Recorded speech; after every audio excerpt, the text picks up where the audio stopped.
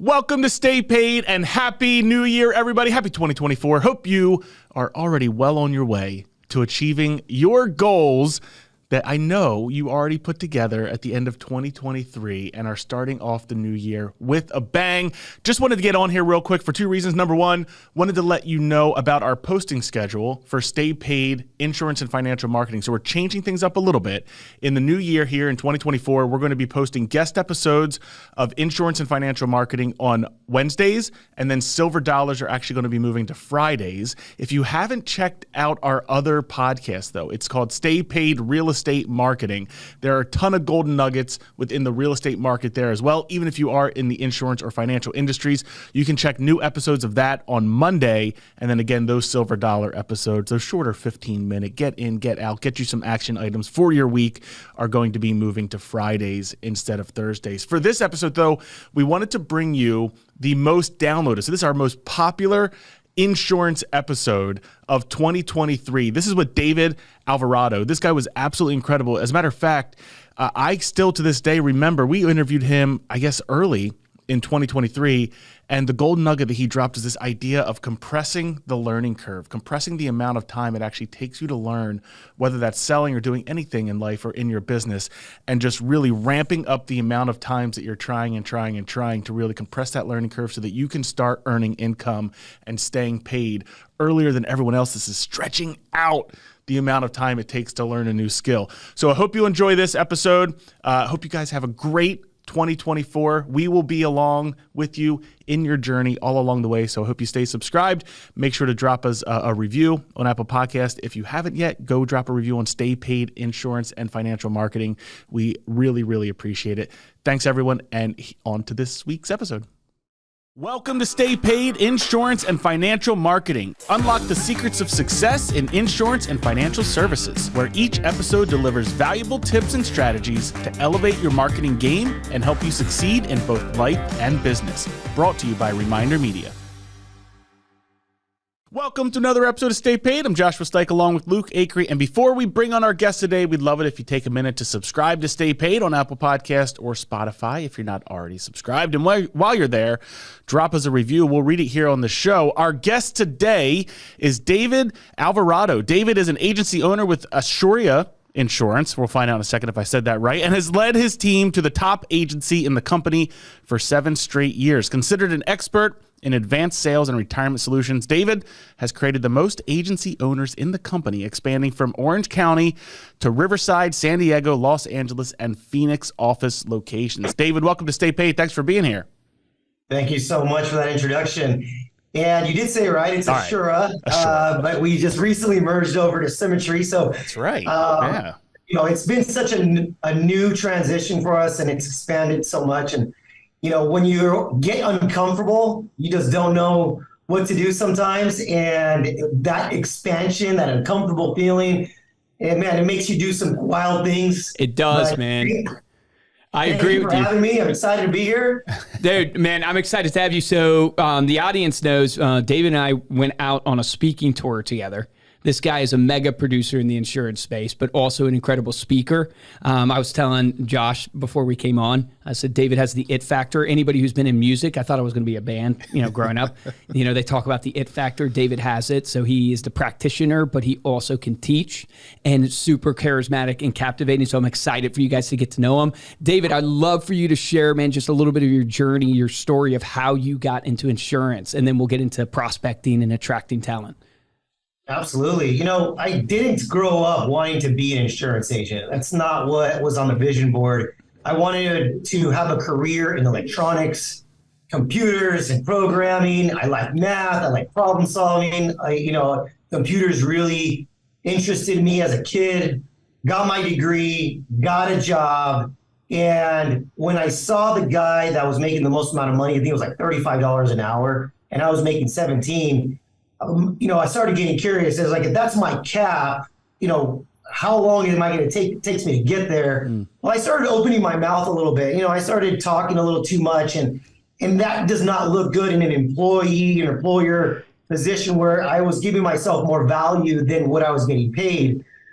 And the moment things got a little slow, bam, I got let go. And that day was probably the worst day of my life. It felt like, right? I was crying in the parking lot, driving home.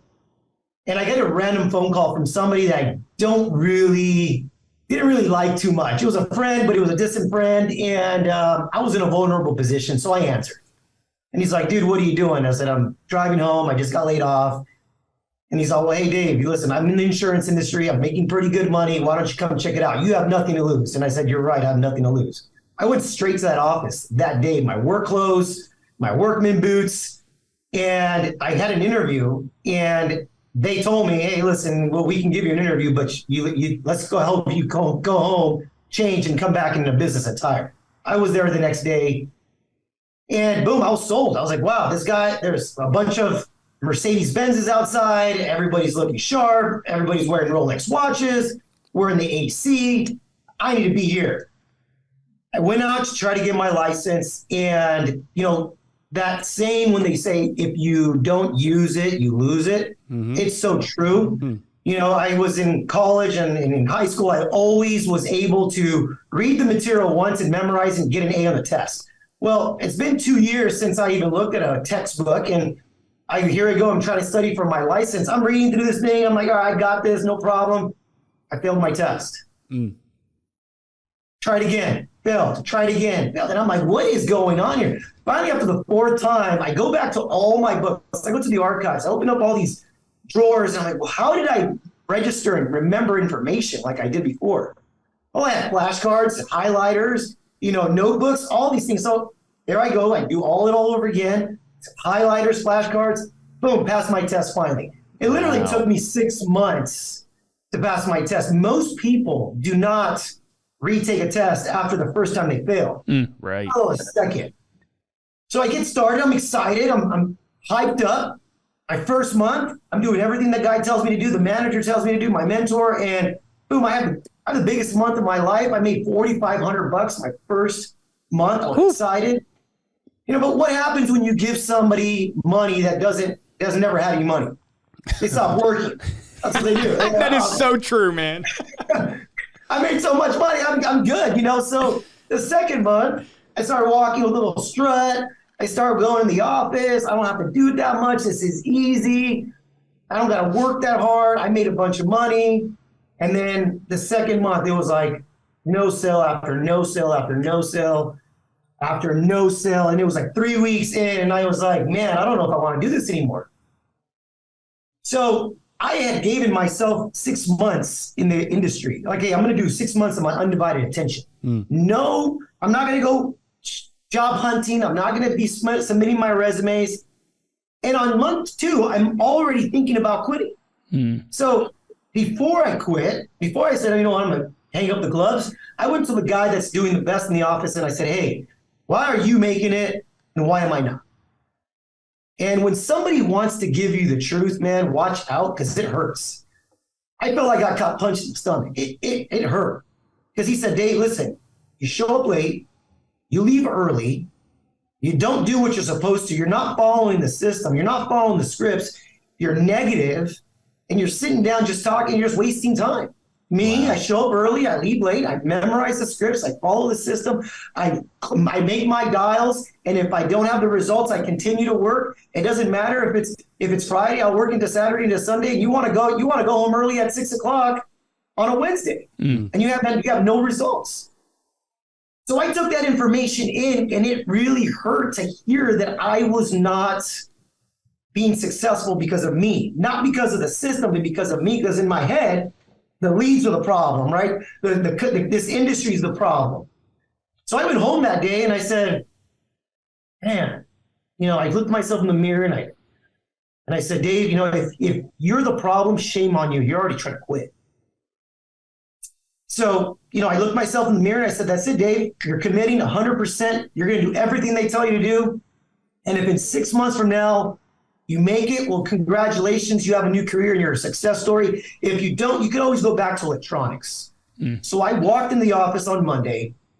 I go to my manager, back then his name was Sean, and I said, hey, listen, I know I've been a knucklehead.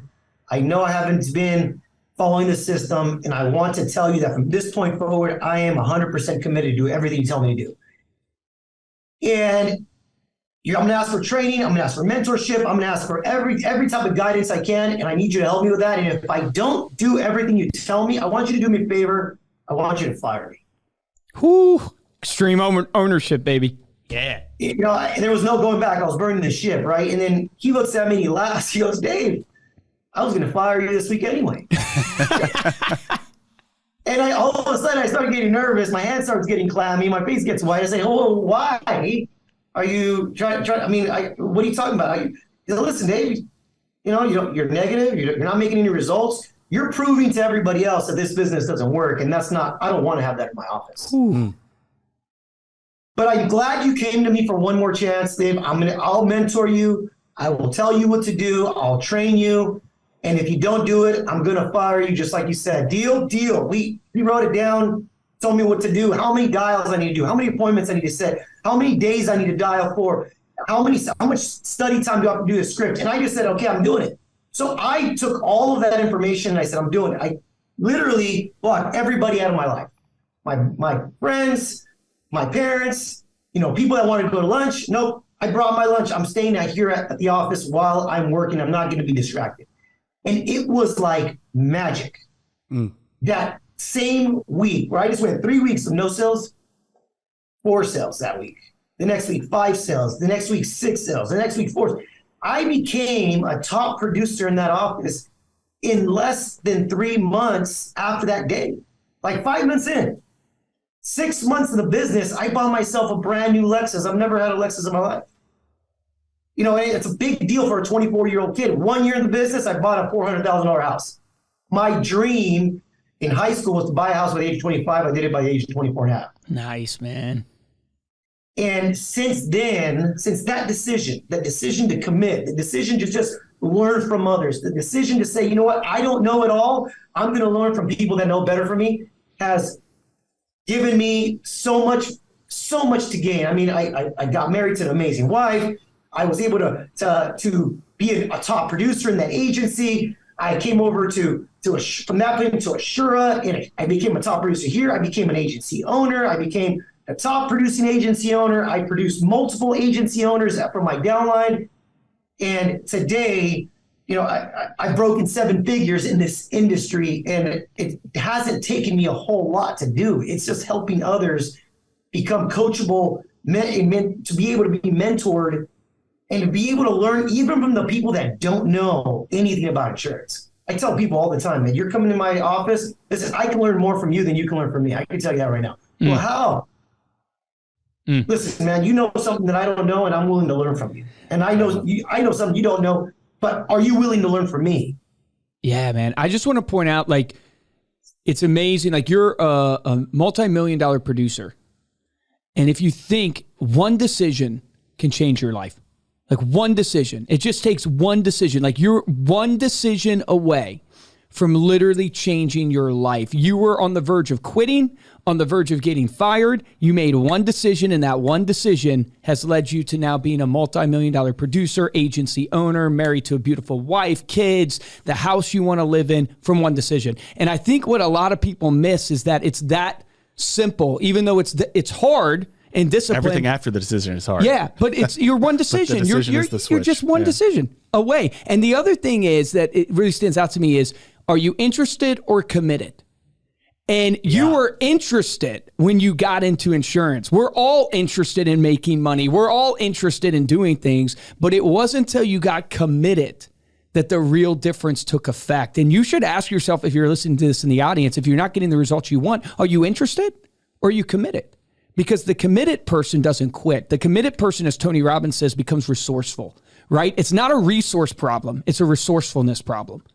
And you have to become resourceful in this business and any of the businesses that we work in to actually win. Man, I just love that. Get me fired up. That's awesome. So, dude, let's get into the prospecting piece of it, because obviously you don't build the top agency 7 years in a row if you're not out there prospecting. You don't do what you've accomplished. So what are you actually doing from a tactical? What are you coaching people?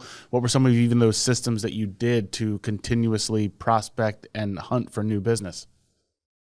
So prospecting is ultimately number one, right? We need to have clients to sell insurance to. And our business it's either you can go out there and shake hands and meet people, or you can say, you know what, I'm going to save my time and I'm going to buy leads. You can buy opportunity.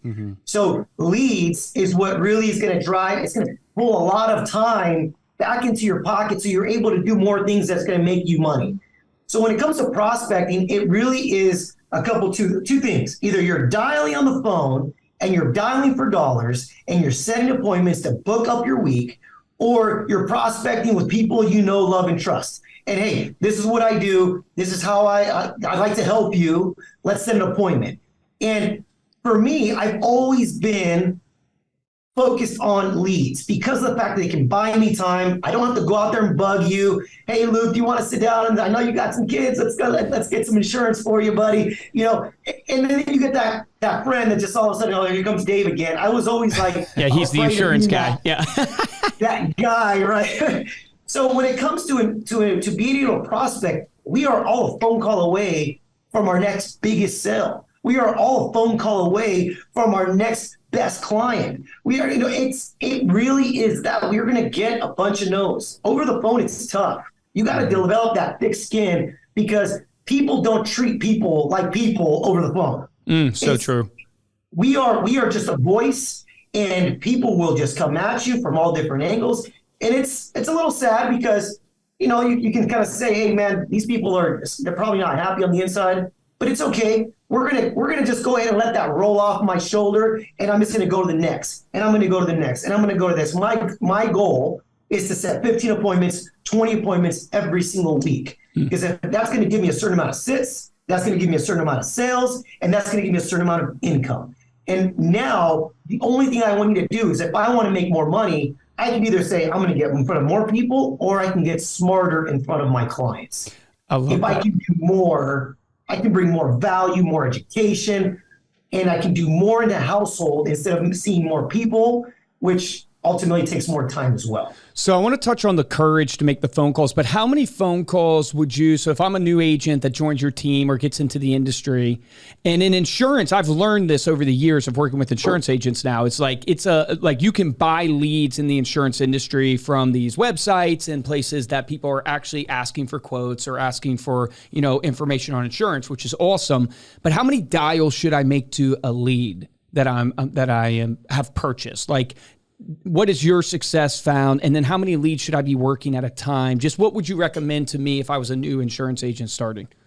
I love this question because the fact that a new agent does not know what it takes to become successful, they have no idea. They don't even know what they're capable of, right? And today, if you're brand new, you have your skill level's low, your excitement's high, right? But your skill level's low. You got to do more dials than me to get the same result. Mm-hmm.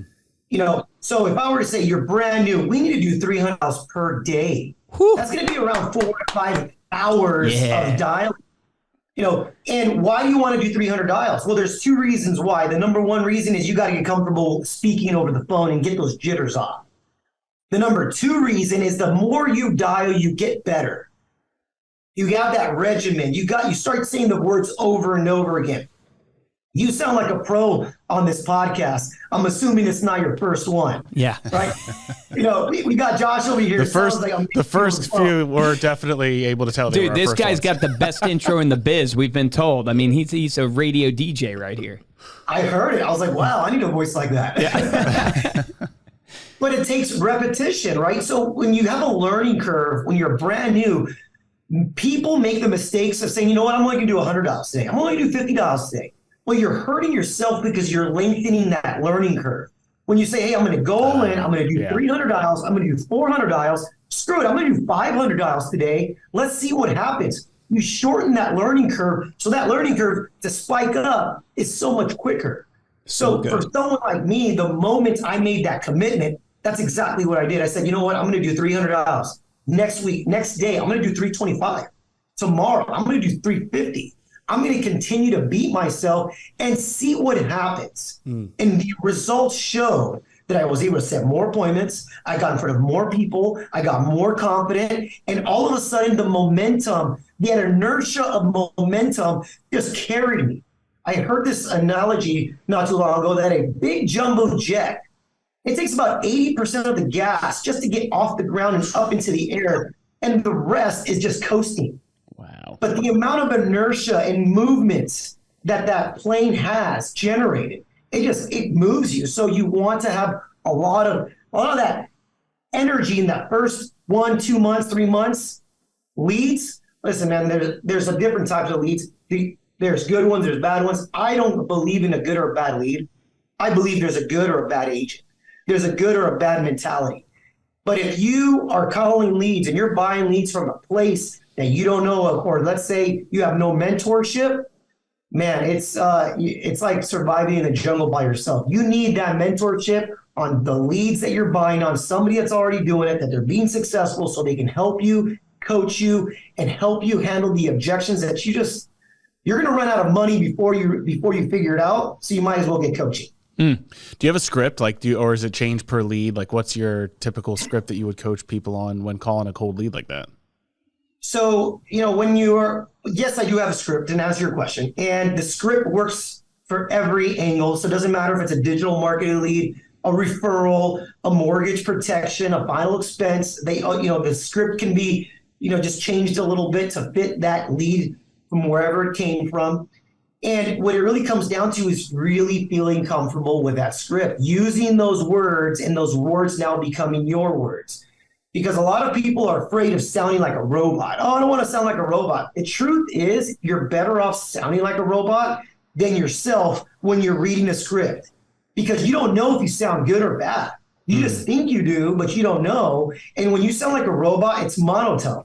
And it's monotone, and you're not putting emotion into it. You're not happy, you're not sad, you're not angry. So that monotone is better off for the client than it is for you. And then all of a sudden, time starts going by. You start using these words more. You start being able to emphasize certain words. You start putting energy in certain words, and all of a sudden it becomes yours, and the rest is history. It's so true. It's easy. Yeah, the framework we teach on is memorize, internalize, personalize.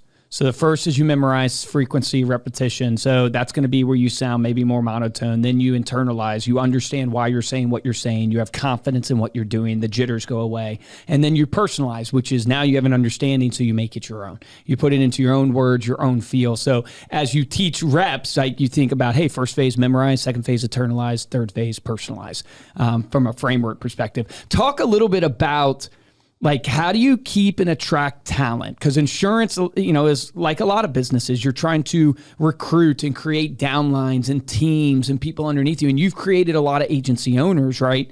How do you attract talent and keep them, right? And keep them motivated?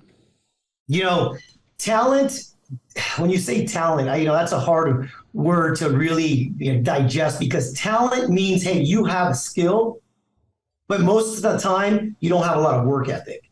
And when I hire anybody, when I'm looking for something, I don't really look for talent. Talent is cool, but it's almost like a showboat. I look for work ethic. What is your attitude like? Are you willing to grind? Because I can train you to become successful, but I can't train work ethic. So when I see somebody, let's say you, Luke, you look like a sharp dude. You look like you're a go-getter. Thank you. Let's talk about what you've done, what you've accomplished, and where you want to be. And is the vehicle you're in today going to get you there? And then, we'll have that conversation. Usually people that I attract want some type of my lifestyle, something of what I'm doing. Either the car I'm driving, the watch I'm wearing, the vacations I'm taking. They're saying, man, this guy is around the world. I need to be like this. I need to do what he's doing. Kind of like what attracted me when I started the business. I mean, my manager back then had a Rolex watch, a Mercedes Benz convertible. I was like, that's what I want to be like. So that money, that lifestyle is what attracted me originally. But what kept me here is not the money. It's really the relationships. The change that keeps me growing. I kept growing as a leader. Yeah, the impact. As a person, the more impact I make on people. But to answer your question, how do you keep them? That is the real, and it's a tough one right there, because everybody's a little different. And it really comes down to what motivates you. What gets you out of bed? Because some people, they're like, hey, Dave, I don't really care about money. I can make $5,000 a month and I'm solid. And the problem with that is that they can't see past $5,000. They can't see the capabilities. If they make $10,000, $20,000, $30,000, what can you do more? Maybe you don't want to spend money on you because you don't care about the Rolex watches. You know, things like the car's not that big of a deal. But what if you can take care of your family? What if your mom that's struggling, you can pay her rent?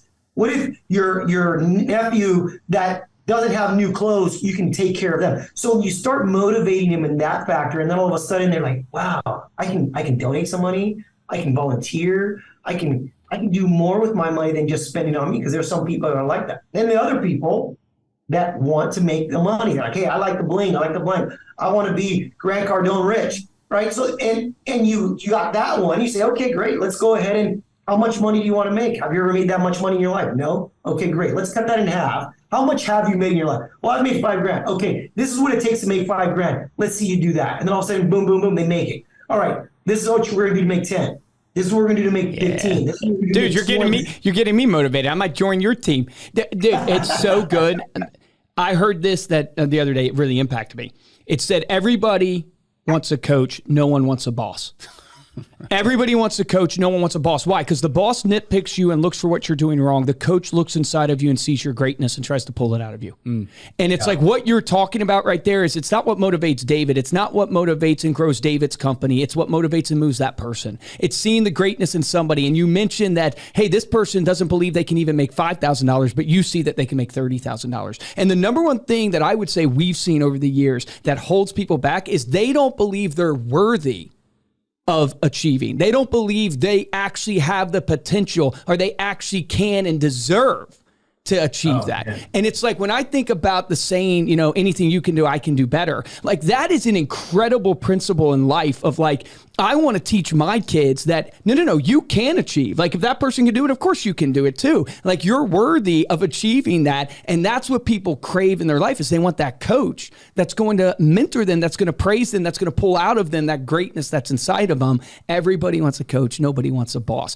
The other thing, man, that you said that gets me going is you don't attract what you want. You attract what you are. So we talk about talent, right? And we talk about bringing people. You don't attract what you want. We all want great talented people. You attract what you are. So if you want to get great people around you, be great. 100%. I like to call myself the hardest working guy in the company. I will work. I'll walk in the morning early, and I'll walk out late. And yes, I'll hear from my wife because I'm working a little too much. And that's my signal to, hey, I got to chime out. But that's where I am because I have a mission, and my destiny has to be written. And I want to look back and say, man, that was an awesome ride. And some people out there will look at that amount of work and say, Dave, you work way too hard, man. You need to enjoy some life. And I, and that sometimes that's a little true, right? You say, hey, well, maybe I do, but you know what I do enjoy? My week-long vacation. I don't have to worry about a budget. You know what I do enjoy? Taking my family on a boat that's an 80-foot yacht. And hey, listen, we're going to come on this boat and we're going to have a good time. We're going to have a bunch of good food. You know what I do enjoy? When I can go to the golf course, have some drinks, smoke a cigar, don't do all this and not have to worry about swiping it because the bills are getting paid. That's what I enjoy. Okay, just one thing though. Just invite us next time you do the 80-foot yacht, okay? That's all I'm asking. That's so good. You're on the next trip. Luke mentioned. Go ahead. And it is true that you do have to have that family time and that one-on-one. But what I'm afraid of is enjoying that family time in the living room watching a box. I don't want to be at home enjoying time with my family and we're all watching a movie. I want to be home, taking my kids to the park, taking my kids to the theme park, enjoying events. Because most people think of time off and they just sit at home and you want experiences. Yeah, I love that. So Luke mentioned principles. Is there a principle or mantra that you tend to live by? Yes, there is a couple principles and a couple mantras. The one that always sticks to me is if you're This is the one that I always like because the fact that it changes people's mindset, right? And it says, if you're easy on yourself, life is hard. But if you're hard on yourself, life will be easy. Wow. So good. Because it's like, hey, if I'm hard on myself, I gotta wake up early, I gotta go to the gym, I gotta diet. I can't say yes to that burger. I can't say yes to those fries. because I'm being hard on myself. You know how many people tell me, Dave, live a little. Like, listen, man, I only got one life, and I want to live it the best I can. So I want to have the best diet I can. And then the next one, the next mantra there's so many of them that I really live by, but I like to ask this question. I like to ask myself this question a lot, and it really pushes a different perspective on me. Do you love to win or do you hate to lose? And that changes my perspective because, and I always look at it as there's no right or wrong answer. It just depends on how you're motivated. And for me, I hate to lose. Me too, man. Me too. And it's because I just have this mindset. If I lose, I didn't do something. I skipped something, or I took something lightly. But of course, we all love winning, but the people that say, hey, I love to win, it seems like sometimes those people are okay with losing. And there's nothing wrong with losing, right? There's nothing wrong with it. But when it bothers you, you're just a loser. You just hate doing You're just a loser, you know? If it bothers you to lose, like that's something. You'll do everything you can to prevent it. That is so true because you're ultimately chasing the best version of yourself, and winning is just temporary, right? But when you lose, you realize, man, I failed me. Like I know I can do better than this. Right. And that's why you hate it. Right. Because it's like it's a motivator to show yourself that, hey, you're not living up to your full potential. And I freaking hate that. I want to die making sure that, it's Ed Milet said he envisions heaven. You get and you see the person you could become. And his goal is to be the twin of that person. Like, this is the person you could become. This is the full potential that you would have been. His worst scenario, his hell would be to show up and not even recognize that person. But he wants to show up and be an identical twin. And that's just a powerful analogy of that's why you hate to lose, man, because it's a showcasing of, hey, we're not hitting our full potential. I love it. Absolutely. Dave, thanks so much for being here. Before we close out, let people know how they can connect with you. Absolutely. I do have an Instagram, The Real David Alvarado. That's where you'll be able to find me. Same thing on LinkedIn, David Alvarado. And I do have my website, which is the elitefinancialprofessionals.com. And that's where you can find me. You can find a lot of my program, my mentorship. You can also join the team. So absolutely, thank you for that. Awesome, man. Thanks again. And thank you all so much for listening. You can dive deeper into this episode to get the show notes, as well as those links that David mentioned over at staypaidpodcast.com. And if you enjoyed this episode and want to show your support, there's two ways we ask you to do it. First is to head on over to Apple Podcast or Spotify, drop us a review, along with a comment. We'll read it here on the show. And the best way to show your support is absolutely free. Simply share this episode with a friend or someone in your life that you know needs to hear that. If you want to get hold of me or Luke, you can email us at podcast@remindermedia.com. And of course, you can find us on social media.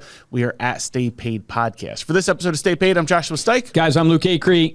David, amazing, man. Love it. Guys, if you're in insurance, check this guy out. Really, if you're in any business, check this guy out. But follow him. You'll get tons of great content. Obviously, tons of motivation. You can tell he motivates me. Here's my action item, though, for you, right? Because we want to boil this down to an action item that you can take 500 phone calls a day. There you go, Is that the action? All right. I was going to say, shorten the learning curve.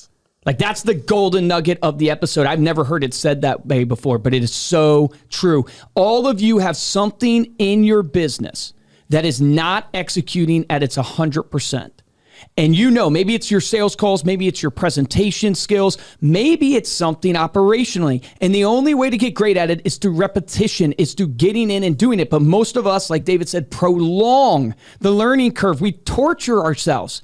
Get in there and shorten the learning curve. So if it's the phone calls, man, make 500 phone calls a day. Make it happen, because the difference between top producers and mediocre producers in every single business is top producers take action. Take action on that today.